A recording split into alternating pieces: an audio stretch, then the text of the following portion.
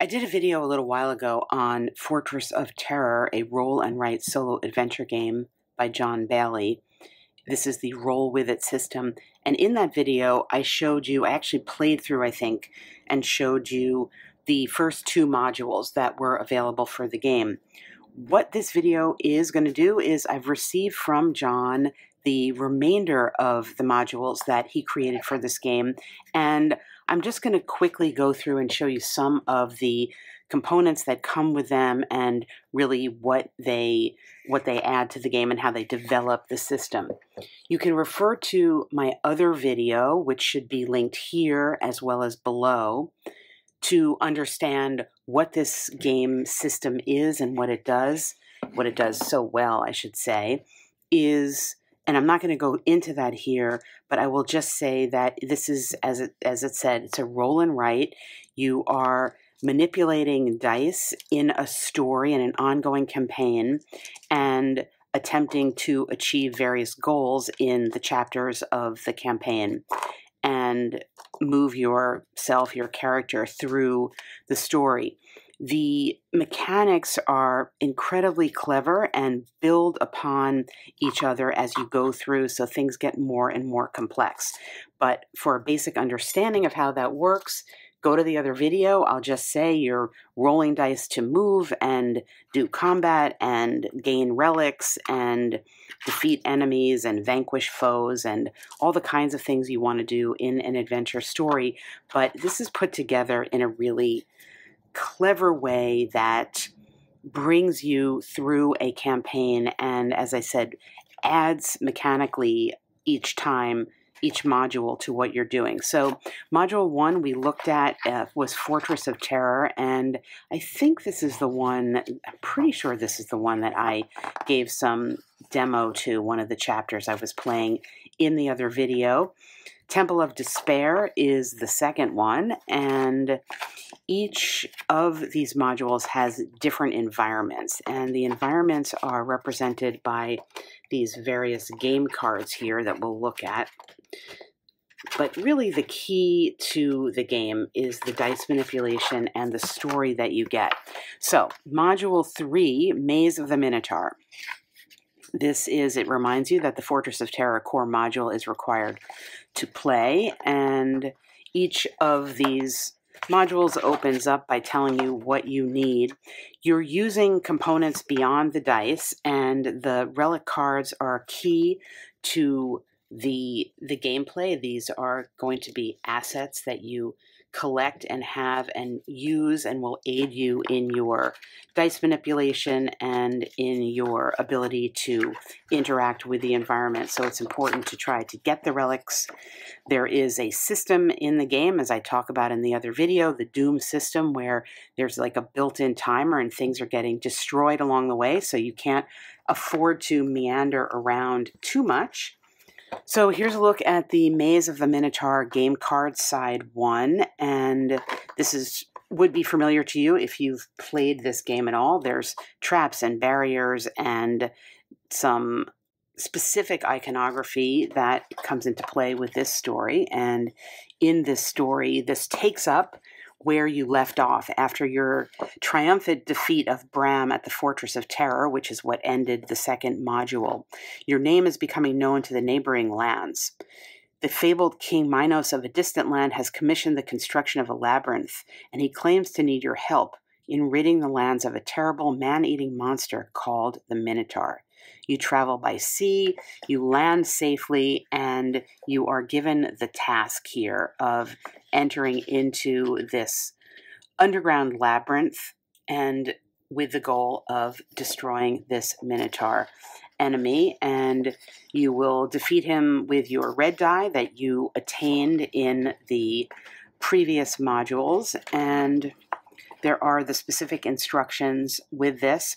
With these modules, you get more companions, and they offer you various benefits, as companions do. And here is Princess Ariadne. She lets you prepare the relic deck, starting the game with any 2 relics in hand face up, so you can choose your relics, but then you have to remove 2 basic random relic cards from the game, and you can only use that once. So that's a pretty big benefit to start with 2 relics of your choice. When I was playing the game, I always preferred or found the best relics to be this agility necklace, which lets you change direction during your movement, and the image mirror, which will copy the power of any unused or used relic you already possess, because relics are one-time use only. So you could choose that, or really choose whatever you wanted with her.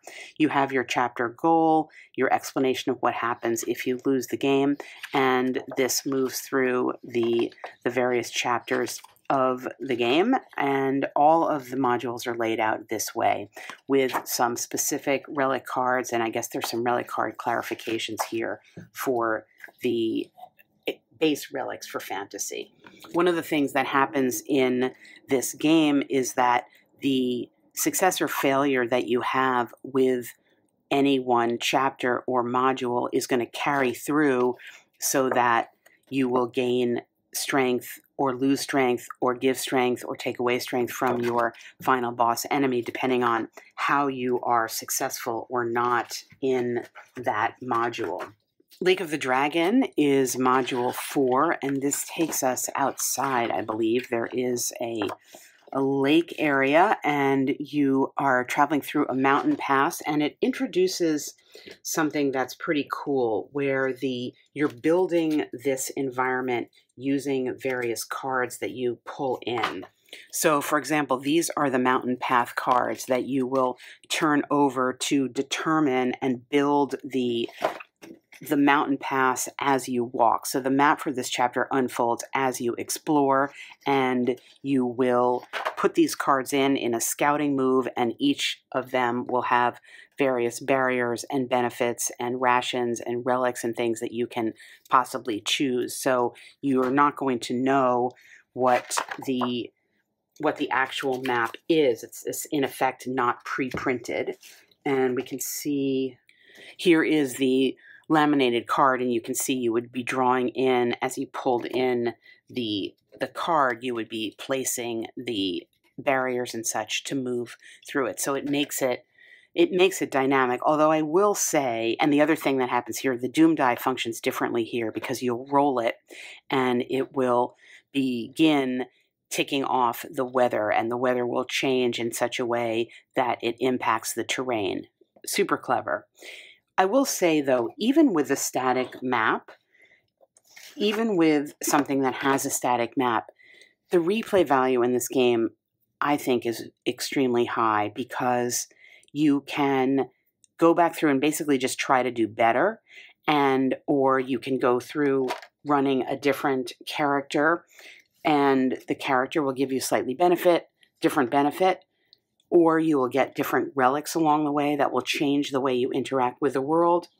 And then there's also the story cards. And in my other video when I was playing, and when I've played this game, I always forget the story cards. They are listed as optional in the rules, and they are optional in the rules, but I actually think they really enhance the gameplay, because what happens is you'll get a little description, such as, you stand before a great circle of standing stones arranged in a very peculiar manner and very ancient. Curious, you step into the center of the circle, and then you get an effect. In this case, you're discarding 1 die from your dice pool, you'll get it back, and teleport to any unblocked space in the mountain path you occupy.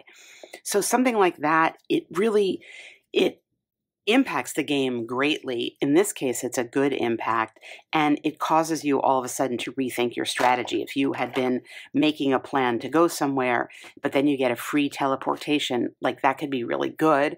I suppose it could also be really bad.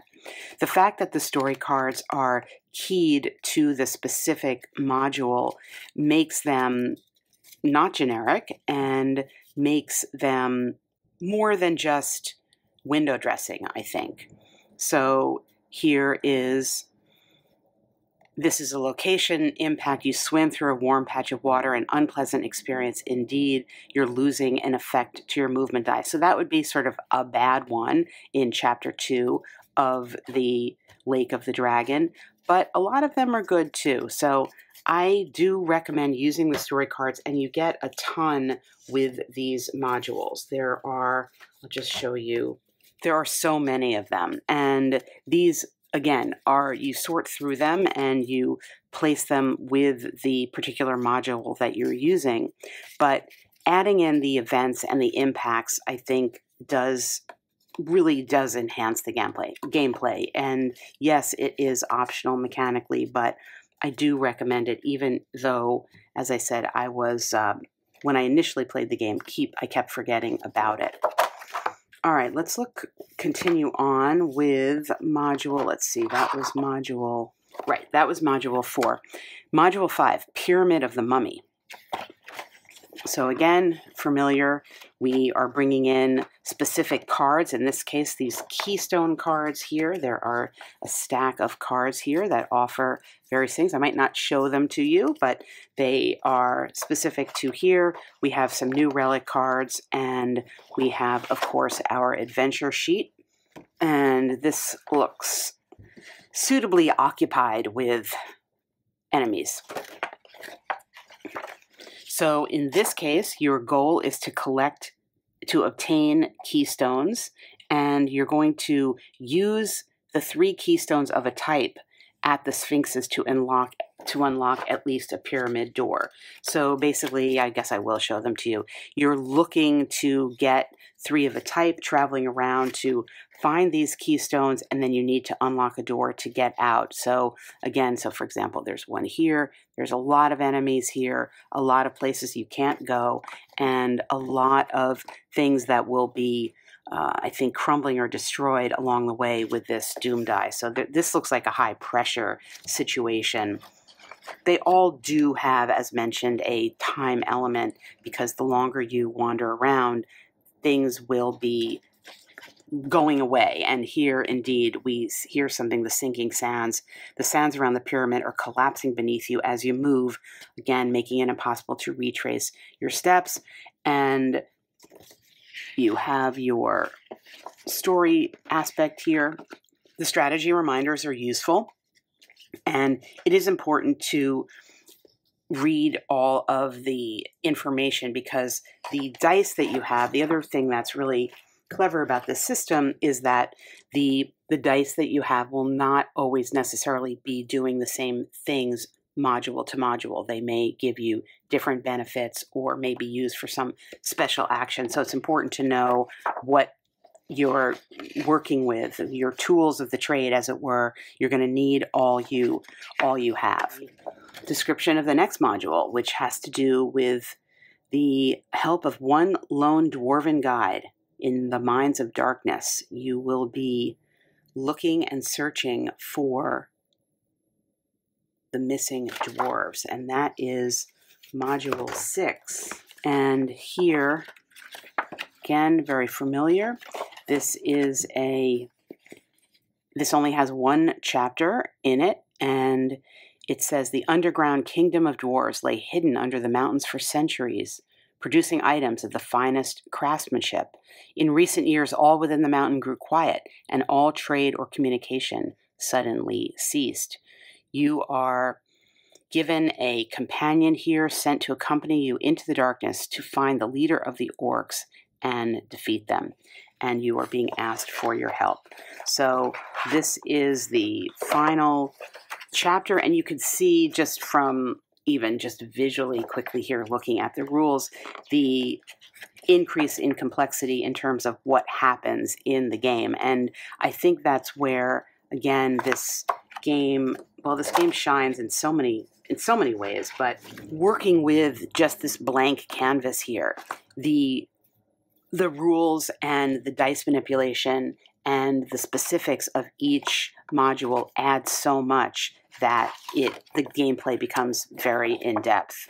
And you're given here also a score record that you can keep track, if you want to, of your scores as you play through the game. And again, as I said, the replay value here, to me, is quite high. I haven't worked my way through all of it yet, but just in the first 3 modules alone, you gain skill with the system, because the basics of the mechanics remain essentially the same from game to game, that you're manipulating movement dice and then specific dice that you get for module-specific tasks, as well as the use of this luck die, which will allow you to add or subtract from your movement dice, and then keeping track or keeping mindful of the way that the Doom die is increasing. You will know what the Doom die is going to overtake next because it's ticking up as you go, and that's not a secret, but what you do with that knowledge and how you let that knowledge impact your gameplay is tricky. And then again, the story elements, as I said, just bringing in the kind of random things to deal with, like all of a sudden you have a +1 disease, so that's bad, but you could get something that is good as well. This game creates an overarching narrative, or lets you create an overarching narrative as you play in a way that is extremely effective, and I haven't really seen, as I said it no doubt in the other video, here's another instance where there are cards that are going to impact the map that you're going through in a way that I think is very unique in the offerings that are out there right now in the world of gaming. And if you enjoyed the first couple of modules, definitely recommend picking up the rest of them. I'll put the link down below as to where you can get them. And thanks for watching.